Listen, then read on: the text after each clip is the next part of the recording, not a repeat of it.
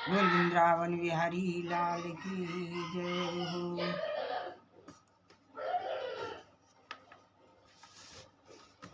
भगवद गीता का 16वां अध्याय, देवी तथा आसुरी स्वभाव। भगवान श्री कृष्ण ने अर्जुन के प्रति वर्णन किया। भगवान ने कहा, हे भरतपुत्र, निर्भयता, आत्मशुद्धि, आध्यात्मिक ज्ञान का अनुशीलन, दान, आत्म संयम, यज्ञ परायणता, वेद अध्ययन, वेदों का अध्ययन, तपस्या, सरलता, अहिंसा, सत्यता, क्रोध विहीनता, त्याग, शांति, छिद्रावेषण में अरुचि, समस्त जीवों पर करुणा, हर जीवों पर दया करना, लोक विहीनता, भद्रता, लज्जा, संकल्प, तेज, क्षमा, धैर्य, पवित्रता, ईर्ष्या तथा सम्मान की अभिलाषा से मुक्ति, ये सारे दिव्य गुण हैं जो देवी प्रकृति से संपन्न देव तुल्य पुरुषों में पाए जाते हैं। तात्पर्य, 15वें अध्याय के प्रारंभ में इस भौतिक जगत रूपी अस्वास्थ्य वृक्ष की व्याख्या की गई थी। उससे निकलने वाली अतिरिक्त जड़ों की तुलना जीवों के शुभ तथा अशुभ कर्मों से की गई थी। 9वें अध्याय में भी देवों तथा असुरों का वर्णन हुआ है। अब वैदिक अनुष्ठानों के अनुसार सतोगुण में किए गए सारे कार्य मुक्ति पथ,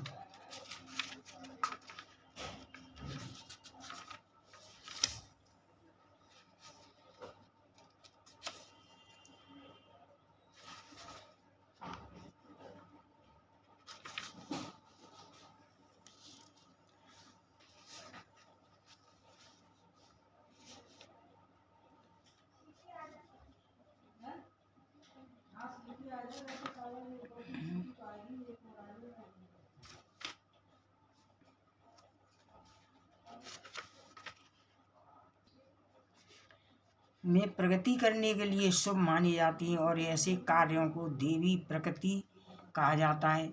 जो लोग इस देवी प्रकृति में स्थित होते हैं वे मुक्ति के पथ पर अग्रसर होते हैं। इसके विपरीत उन लोगों के लिए जो रजो तथा तमोगुण में रहकर कार्य करते हैं मुक्ति की कोई संभावना नहीं रहती। उन्हें या तो मनुष्य की तरह इसी भौतिक जगत में रहना होता है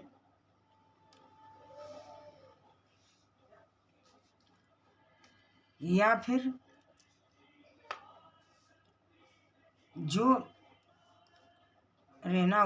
उन्हें या तो मनुष्य की तरह इस भौतिक जगत में रहना होता है या फिर वे पशुओं में या इससे भी निम्न योनियों में अवतरित होती है। इस 16वें अध्याय में भगवान देवी प्रकृति तथा उनके गुणों एवं आसुरी प्रकृति तथा उसके गुणों का समान रूप से वर्णन करते हैं। वे इन गुणों के लाभों तथा हानियों का भी वर्णन करते हैं।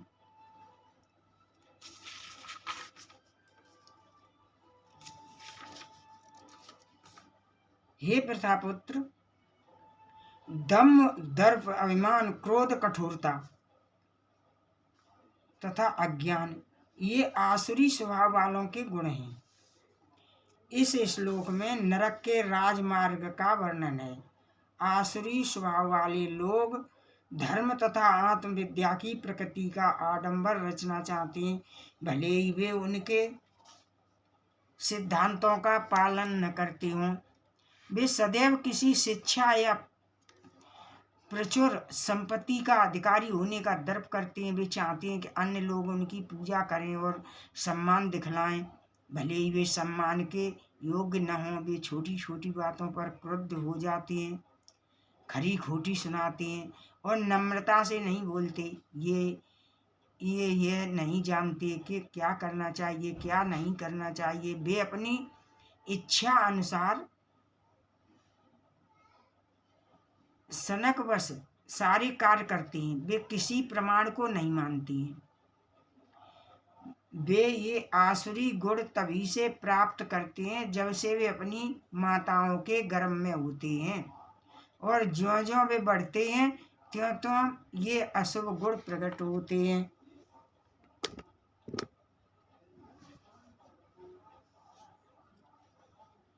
दिव्य गुण मोक्ष के अनुकूल है।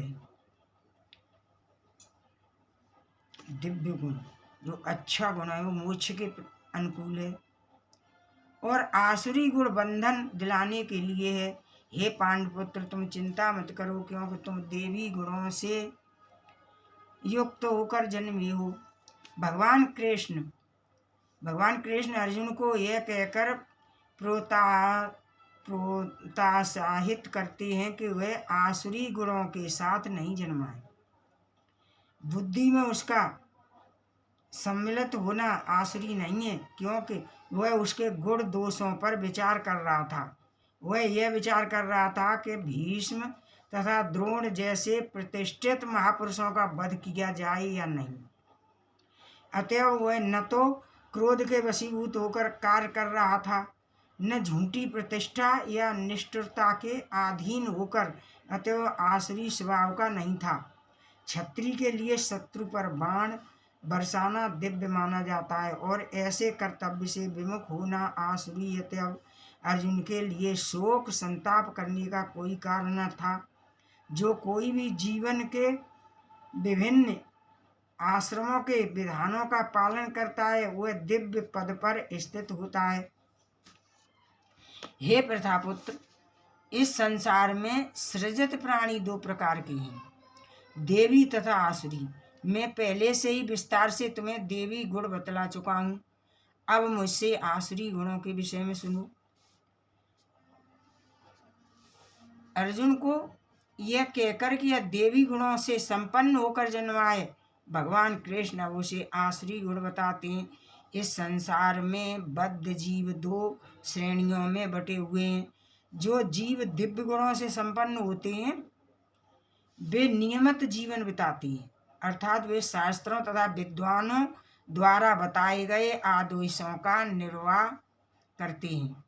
मनुष्य को चाहिए कि प्रामाणिक शास्त्रों के अनुसार ही कर्तव्य निभाए। यह प्रकृति देवी कहलाती है। जो शास्त्र विहित विधानों को नहीं मानता और अपनी सनक के अनुसार कार्य करता है वह आसुरी कहलाता है।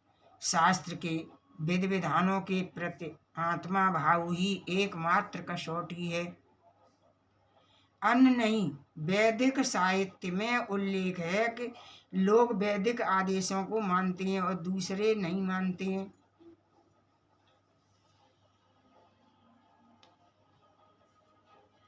जो आसुरी हैं वे यह नहीं जानते कि क्या करना चाहिए और क्या नहीं करना चाहिए। उनमें न तो पवित्रता, न उचित आचरण और न ही सत्य पाया जाता है। प्रत्येक मानव समाज में कुछ आचार संहिताएं होती हैं जिनका प्रारंभ से पालन करना होता है। विशेषतया आर्यगण जो वैदिक सभ्यता को मानते हैं और अत्यंत सभ्य माने जाते हैं, इनका पालन करते हैं, किंतु जो शास्त्रीय आदेशों को नहीं मानते वे असुर समझे जाते हैं। इसलिए यहाँ पर कहा गया है कि असुरगण न तो शास्त्रीय नियमों को जानते हैं, न उनमें इनके पालन करने की प्रवृत्ति पाई जाती है।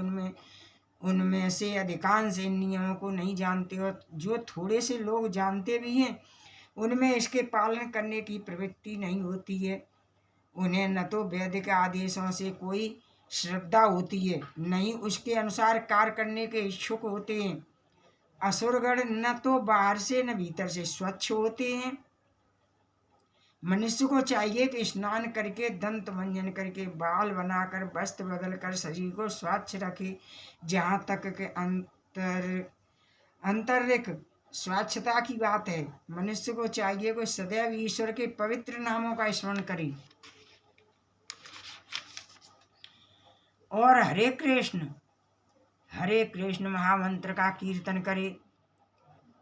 हरे कृष्ण हरे राम कृष्ण कृष्ण कृष्ण कृष्ण हरे हरे, हरे राम राम राम हरे हरे। इस महामंत्र का कीर्तन करे। असुरगण ब्रह्म तथा आंतरिक स्वच्छता के इन नियमों को न तो चाहते हैं न इसका पालन ही करते हैं। जहाँ तक आचरण की बात है, मानव आचरण का मार्गदर्शन करने वाले अनेक विधि विधान है, जैसे मनु संहिता तो मानव जाति का अधिनियम है। वे कहते हैं कि यह जगत मिथ्या है, इसका कोई आधार नहीं है, इसका नियम किसी ईश्वर द्वारा नहीं होता है। जो आसुरी लोग होते हैं वे कहते हैं कि यह जगत मिथ्या है, इसका कोई आधार नहीं है, इसका नियमन किसी ईश्वर द्वारा नहीं होता है। उनका कहना है कि यह काम इच्छा से उत्पन्न होता है और काम के अतिरिक्त कोई अन्य कारण नहीं है।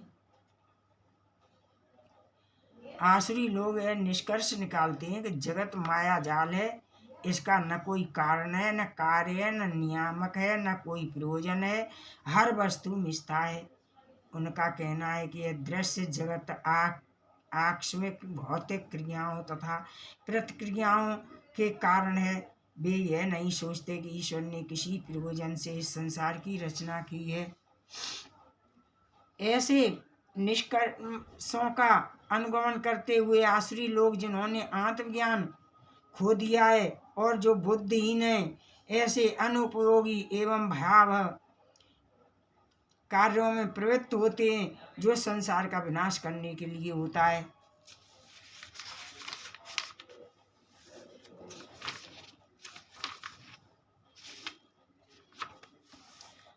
कभी न संतुष्ट होने वाले काम का आश्रय लेकर तथा गर्व के मद एवं मिथ्या प्रतिष्ठा में डूबे हुए आसुरी लोग इस तरह मोहग्रस्त होकर सदैव क्षणभंगुर वस्तुओं के द्वारा अपवित्र कर्म का व्रत लिए रहती है।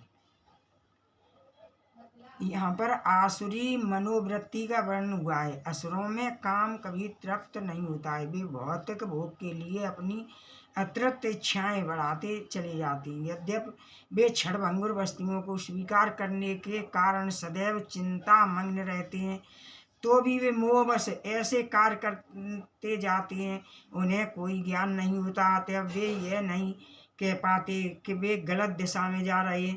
क्षणभंगुर वस्तुओं को स्वीकार करने के कारण वे अपना निजी ईश्वर का निर्माण कर लेते हैं, अपने निजी मंत्र बना लेते हैं और तत् अनुसार कीर्तन करते हैं। इसका फल यह होता है कि वे दो व्यक्तियों की ओर अधिकाधिक आकृष्ट होते हैं। काम, भोग तथा संपत्ति संचय, इस प्रसंग में अशुचि व्रतः शब्द अत्यंत महत्वपूर्ण है। इसका अर्थ है अपवित्र व्रत। ऐसे आसुरी लोग मध्य स्त्रियों, धूत, कीड़ा तथा मांसाहार के प्रति आसक्त होते हैं। यही उनकी अशुचि अर्थात अपवित्र गंदी आदतें, गर्व तथा अहंकार से प्रेरित होकर वे ऐसे धार्मिक सिद्धांत बनाते हैं जिनके अनुमत वैदिक आदेश नहीं होते। यद्यपि ऐसे आसुरी लोग अत्यंत निंदनीय होते हैं, लेकिन संसार में कृत्रिम साधनों से ऐसे लोगों का झूठा सम्मान किया जाता है। यद्यपि वे नरक की ओर बढ़ते रहते हैं, लेकिन वे अपने बहुत बड़ा मानते हैं। उनका विश्वास है कि इंद्रियों की तृष्टि ही मानव सभ्यता की मूल आवश्यकता है। इस प्रकार मरण काल तक उनको अपार चिंता होती रहती है। वे लाखों इच्छाओं के जाल में बंधकर तथा काम क्रोध में लीन होकर इंद्रिय तृप्ति के लिए अवैध ढंग से धन संग्रह करते हैं।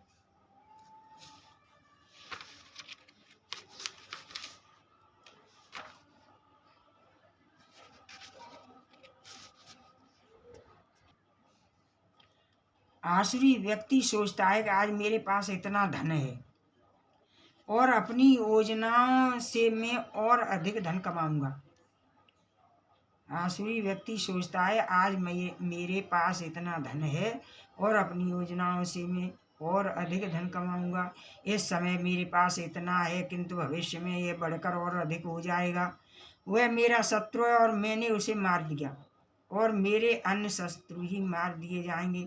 मैं सभी वस्तुओं का स्वामी हूँ, मैं भोक्ता हूँ, मैं सिद्धि शक्तिमान हूँ तथा सुखी हूँ, मैं सबसे धनी व्यक्ति हूँ और मेरे आसपास मेरे कुलीन संबंधी हैं। कोई अन्य मेरे समान शक्तिमान तथा सुखी नहीं है। मैं यज्ञ करूँगा, दान दूंगा और इस तरह आनंद मनाऊंगा। इस प्रकार ऐसे व्यक्ति अज्ञान वश मोहग्रस्त होते रहते हैं। इस प्रकार अनेक चिंताओं से उद्विग्न होकर तथा मोह जाल में बंधकर वे इंद्रिय भोग में अत्याधिक आसक्त हो जाते हैं और नरक में गिरते हैं, और वो घोर नरक में गिरते हैं। आसुरी व्यक्ति धन अर्जित करने की इच्छा की कोई सीमा नहीं जानता। उसकी इच्छा असीम बनी रहती है। वह केवल यही सोचता है कि उसके पास इस समय कितनी संपत्ति है और ऐसी योजना बनाता है कि संपत्ति का संग्रह बढ़ता ही जाए। अपने को श्रेष्ठ मानने वाले तथा सदैव घमंड करने वाले संपत्ति तथा मिथ्या प्रतिष्ठा से मोहग्रस्त लोग किसी विधि विधान का पालन न करते हुए कभी कभी नाम मात्र के लिए बड़े ही गर्व के साथ यज्ञ करते हैं। अपने को सब कुछ मानते हुए किसी प्रमाण या शास्त्र की परवाह न करते हुए आसुरी लोग कभी कभी तथाकथित धार्मिक और यज्ञादिक अनुष्ठान करते हैं। चूंकि वे किसी प्रमाण में विश्वास नहीं करते अतः वे अत्यंत घमंडी होते हैं। थोड़ी सी संपत्ति तथा झूठी प्रतिष्ठा पा लेने के कारण जो मोह भ्रम उत्पन्न होता है उसी के कारण ऐसा होता है। कभी कभी ऐसे असुर उपनिदेशक की भूमिका निभाते हैं। मिथ्या अहंकार, बल, दर्प, काम तथा क्रोध से मोहित होकर आसुरी व्यक्ति अपने शरीर में तथा अन्यों के शरीर में स्थित भगवान से ईर्षा और वास्तविक धर्म की निंदा करने लगते हैं।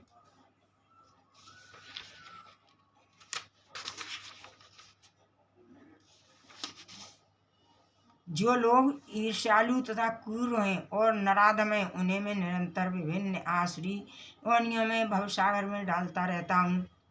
हे कुंती पुत्र, ऐसे व्यक्ति आसुरी योनि में बारंबार जन्म ग्रहण करते हुए कभी भी मुझ तक नहीं पहुँच पाते हैं। वे धीरे धीरे अत्यंत अधम गति को प्राप्त होती है। इस नरक के 3 द्वार हैं, काम, क्रोध तथा लोभ। प्रत्येक बुद्धिमान व्यक्ति को चाहिए कि इन्हें त्याग दे, क्योंकि इनसे आत्मा का पतन होता है। यहाँ आसुरी जीवन आरंभ होने का वर्णन हुआ है। मनुष्य अपने काम को तुष्ट करना चाहता है, किंतु जब उसे पूरा नहीं कर पाता तो क्रोध तथा लोभ उत्पन्न होता है। जो बुद्धिमान मनुष्य आसुरी योनि में नहीं गिरना चाहता उसे चाहिए कि वह इन तीनों शत्रुओं का परित्याग कर दे, क्योंकि आत्मा का हनन इस हद तक कर देते हैं कि इस भवबंधन से मुक्ति की संभावना नहीं रह जाती। हे कुंती पुत्र, जो व्यक्ति इन तीनों नरक के द्वारों से बन जाता है वह आत्म साक्षात्कार के लिए कल्याणकारी कार्य करता है और इस प्रकार क्रमश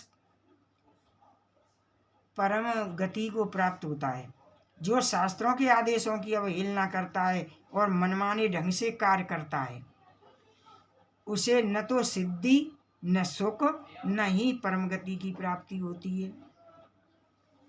अतः मनुष्य को यह जानना चाहिए कि शास्त्रों के विधान के अनुसार क्या कर्तव्य और क्या अकर्तव्य है। उसे ऐसे विधि विधानों को जानकर कर्म करना चाहिए जिससे वह क्रमश ऊपर उठ सके।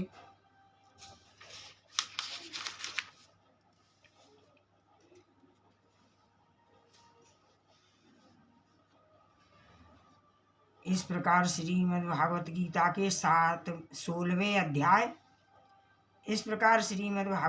के 16वें अध्याय देवी तथा आसुरी स्वभाव का भक्ति वेदांत तात्पर्य पूर्ण हुआ।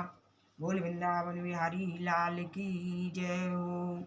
जय जय श्री राधा रमन, जय जय नवल किशोर, जय गोपी चित चोर प्रभु, जय जय माखन चोर।